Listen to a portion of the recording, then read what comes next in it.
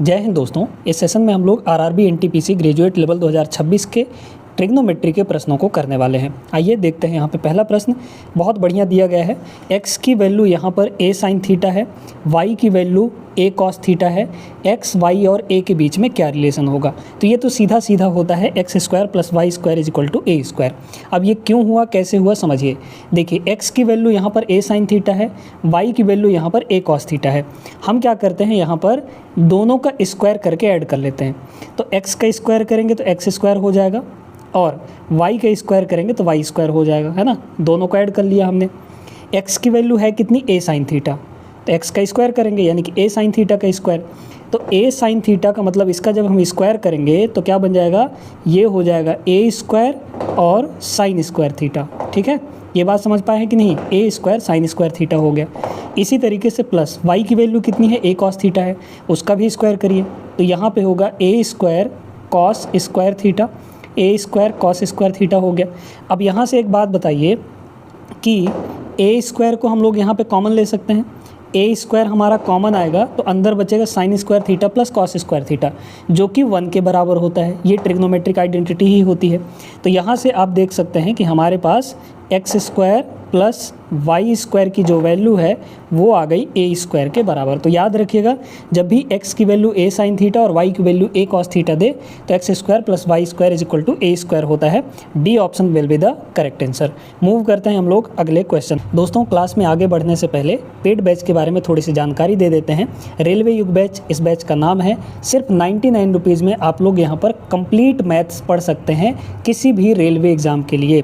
ये foundation batch ही समझ लीजिए। इसमें आपको कॉन्सेप्ट के साथ साथ थ्योरी और बेस्ट ट्रिक, बेस्ट अप्रोचेस यहाँ पर सिखाए जाएंगे। अब बात ये आती है कि आप इस बैच को ज्वाइन कैसे करेंगे। तो ज्वाइन करने के लिए आप हमारे दिए गए व्हाट्सएप नंबर पर, इस नंबर पर मैसेज करिए और वहाँ से आप सारी जानकारी प्राप्त कर सकते हैं।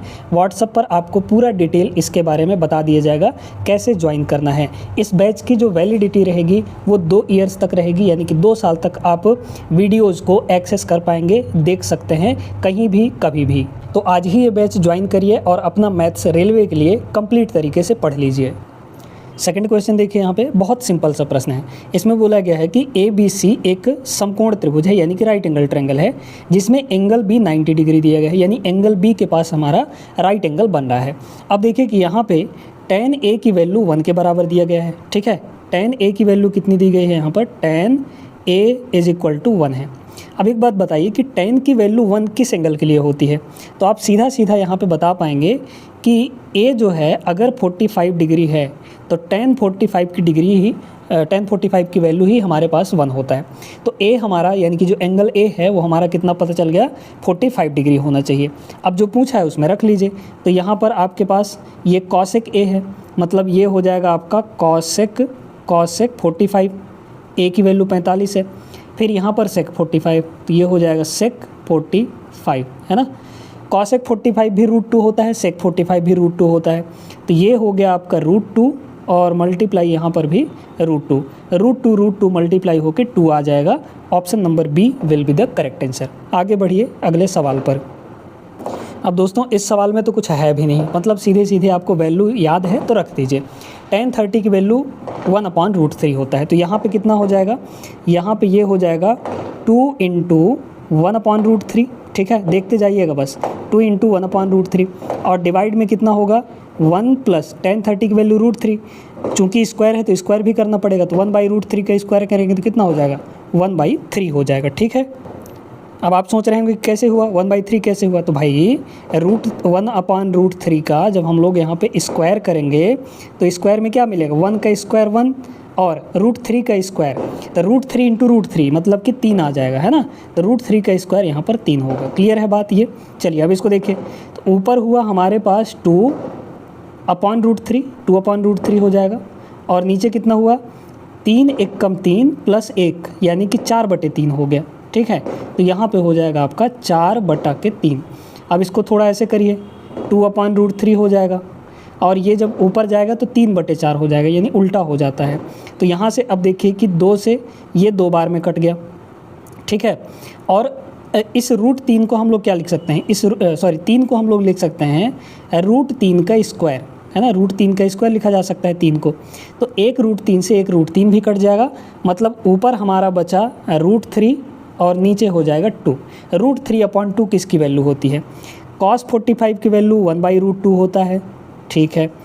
cos 30 की वैल्यू, sin 60 की जो वैल्यू होगी वही cos 30 की वैल्यू होगी, और cos 30 की वैल्यू यहाँ पर √3/2 होता है, मतलब यही बी ऑप्शन करेक्ट हो जाएगा, √3/2। अच्छा, cos 60 की वैल्यू कितनी होती है? 1/2 होता है। ऐसे ही cos 90 की वैल्यू 0 होता है ना, cos 90 की वैल्यू 0 हो जाता है। समझ में आ गया बात? अच्छा प्रश्न था, आगे चलिए। नेक्स्ट देखिएगा क्या बोला गया है कि भैया ABC एक समकोण है जहाँ पर एंगल B 90 डिग्री है।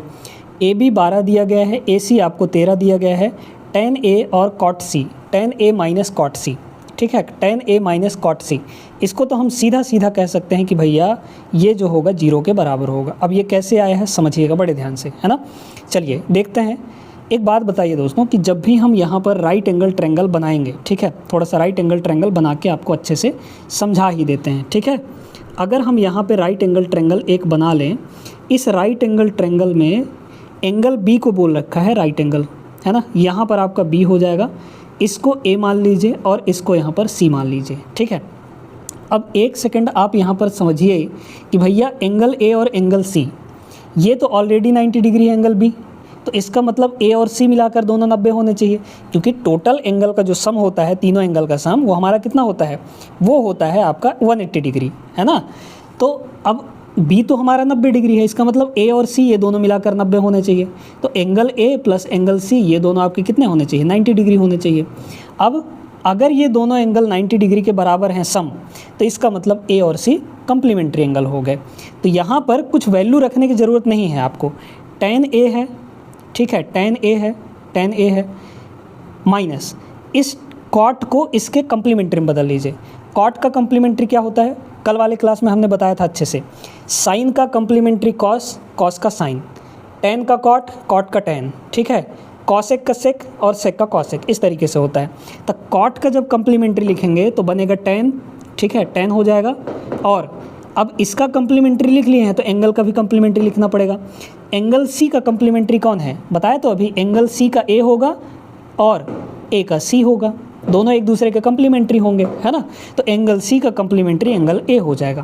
तो ये दोनों तो सेम है ना भैया, tan A minus tan A, 0, ख़त्म कहानी। Option number C will be the right answer. ये कॉन्सेप्ट अगर आपको पता होता तो सिर्फ देखते ही इसका आंसर आप लोग टिक कर सकते थे।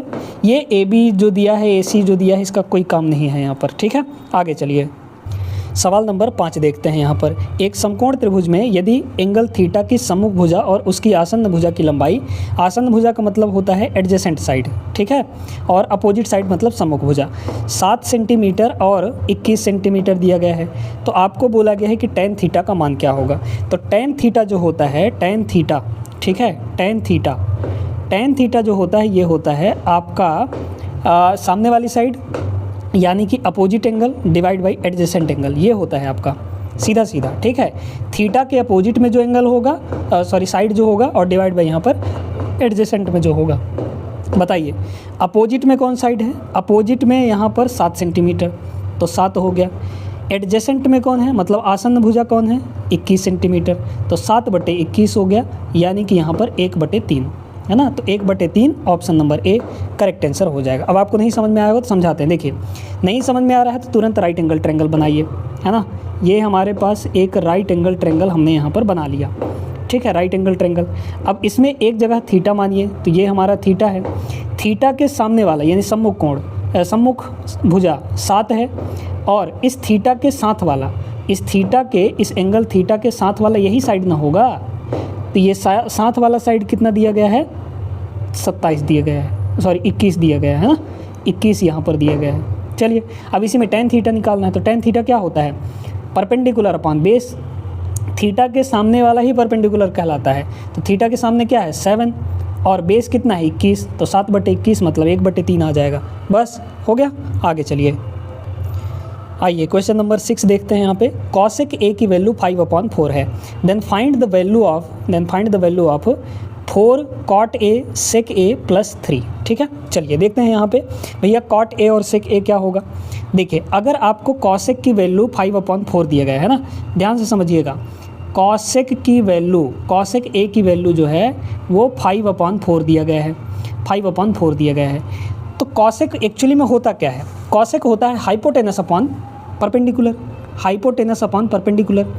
तो हाइपोटेनस और परपेंडिकुलर आपको पता चल गया, हाइपोटेनस 5 है, परपेंडिकुलर 4 है। तो 4 और 5 दिया है, इसका मतलब मिसिंग कौन है? 3 मिसिंग है, क्योंकि यही आपके ट्रिपलेट होते हैं, 3 4 5। समझ में आ गई बात? इसका मतलब ये आपका परपेंडिकुलर है, ये आपका हाइपोटेनस है, तो ये आपका बेस हो जाएगा, है ना। एक ही मिसिंग था, 3 4 5 आपके ट्रिपलेट होते हैं, 2 दिया था 4 5, तो अगला 3 होगा। क्लियर? अब आइए देखते हैं 4 इंटू कॉट ए। कॉट होता है बेस अपॉन परपेंडिकुलर। बेस कितना है? 3 और परपेंडिकुलर 4, तो 3/4 हो गया, ठीक है, मल्टीप्लाई। सेक, कॉस का उल्टा होता है, कॉस होता है बेस अपॉन हाइपोटेनस, तो सेक हो जाएगा उसका उल्टा, यानी कि हाइपोटेनस अपॉन बेस। हाइपोटेनस कितना है? 5 और बेस कितना है यहाँ पर? 3, तो ये हो गया। और प्लस में यहाँ पर 3 दिया गया है, तो बस इसी कैलकुलेट कर लीजिए। 4 से 4 खत्म, 3 से 3 खत्म, 5 और 3 8 आ जाएगा। 8 will be the correct answer, option number B. समझे कि नहीं? अच्छे से समझ गए होंगे, आगे बढ़िए। आ जाइए दोस्तों, यहाँ पर देखते हैं अगला क्वेश्चन। साइन ए की वैल्यू 3/5 है, ठीक है, बहुत सिंपल सा। आपको तुरंत देख के पता चल जाना चाहिए कि क्या क्या गिवन है और क्या हमें निकाल लेना है तुरंत। साइन ए की वैल्यू यहाँ पे, साइन ए की जो वैल्यू है वो कितना है? 3/5 है। और साइन होता क्या है? Perpendicular upon hypotenuse. तो परपेंडिकुलर यहाँ पे 3 है और हाइपोटेनस यहाँ पे 5 है। अगर 3 है और 5 है, इसका मतलब बीच में कौन होगा? 4 होगा। ये आपका परपेंडिकुलर हो गया, ये आपका बेस हो गया, और ये आपका हाइपोटेनस दिया ही है, ठीक है। चलिए, सब कुछ मिल गया, सब कुछ मिल गया, तो आगे रख लीजिए। देखिए 11 + 3 इंटू कॉसेक ए। कॉसेक क्या होता है? साइन का उल्टा। साइन हमारे पास कितना है? 3/5, तो उल्टा करिए 5/3 होगा। ये हो गया, divide by 4 - 5 sine A, sine A. अच्छा, वैसे इसमें निकालने की कुछ ज़रूरत नहीं थी, क्योंकि साइन दिया था, कॉसेक और साइन चाहिए था, तो साइन तो दिया ही है, कॉसेक उसका उल्टा हो जाता है, मतलब 5/3 हो जाता। ठीक है, तो साइन कितना हो जाएगा? 3/5 हो जाएगा। ये बात क्लियर हो गई। और इन सभी का लगा रखा है यहाँ पर रूट। आइए देखते हैं। 3 से 3 कटा, 11 और 5 हो गए 16। नीचे 5 से 5 कटा, 4 में से 3 गया, 1 आ जाएगा। तो 16/1 मतलब 16, और रूट लगाएंगे तो 4 आ जाएगा। Option number B correct answer हो गया। 7 सवाल यहाँ पे जो बचे हुए थे वो हमने इस क्लास में आपको करवा दिया, और पिछले क्लास में हमने 9 क्वेश्चन करवा दिए थे उसमें। और ट्रिग्नोमेट्री के जितने भी सवाल आपके आरआरबी एनटीपीसी ग्रेजुएट लेवल 2026 में पूछे गए थे, वो सारे के सारे दोस्तों हमने यहाँ पे करवा दिए। टोटल 16 प्रश्न पूछे गए थे, हर एक शिफ्ट का मिलाकर। समझ में आई बात? उम्मीद करते हैं कि ये सेशन पसंद आया होगा। वीडियो को लाइक कर दीजिएगा, और रेलवे युग बैच को आप सभी लोग ज्वाइन कर लीजिए, क्योंकि वहाँ पर हम आपको बेसिक से सारी चीज़ें पढ़ा रहे हैं। कॉन्सेप्ट, ट्रिक, हर एक चीज़, हर एक टाइप वाइज, लेवल वाइज पढ़ा रहे हैं, ठीक है। तो ज्वाइन कर लीजिए जल्द से जल्द, और अपना मैथ्स कंप्लीट कर लीजिए।